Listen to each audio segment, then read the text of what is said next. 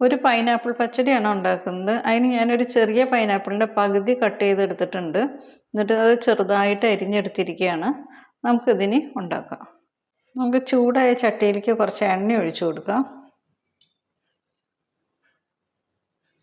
എണ്ണ ഒന്ന് ചൂടായി വരുമ്പോൾ നമുക്ക് പൈനാപ്പിൾ ഇട്ട് കൊടുക്കാം.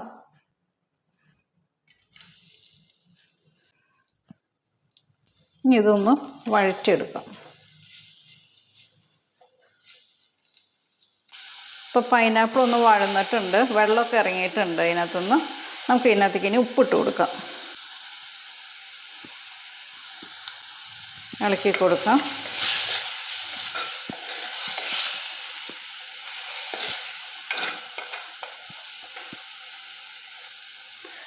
ഇനി ഇതൊന്ന് മൂടി വെച്ച് വേവിക്കും.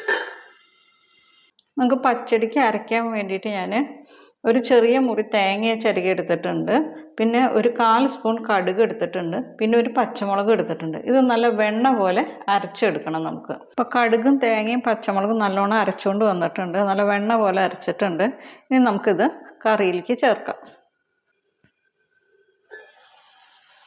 ഇപ്പോൾ കറി നല്ലോണം വെന്തിട്ടുണ്ട്.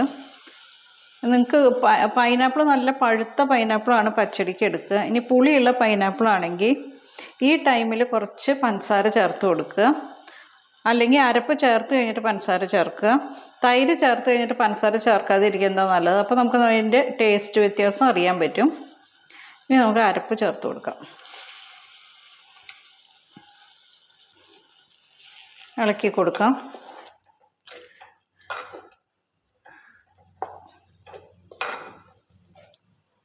ഇനി ഒന്ന് മൂടി വെച്ച് ആ തേങ്ങ ഒന്ന് വേവണം.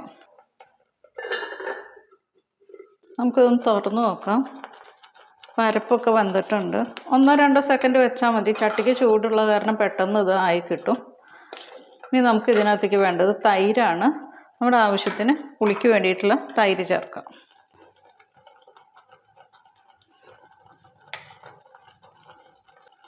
ഇനി ഇത് ഇളക്കി കൊടുക്കാം.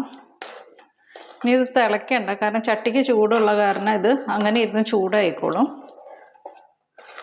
അതുകൊണ്ട് ഞാൻ തീ ഓഫ് ചെയ്യാണ്. ഞാൻ ഇതിനകത്ത് മഞ്ഞൾ ചേർക്കാറില്ല. നിങ്ങൾക്ക് ഇഷ്ടമാണെങ്കിൽ മഞ്ഞൾ ചേർക്കാം.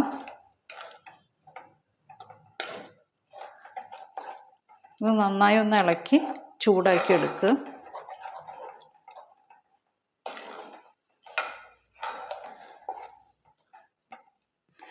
ഇനി നമുക്ക് ഇതിനകത്തേക്ക് കടുക് വറുത്തിടാം.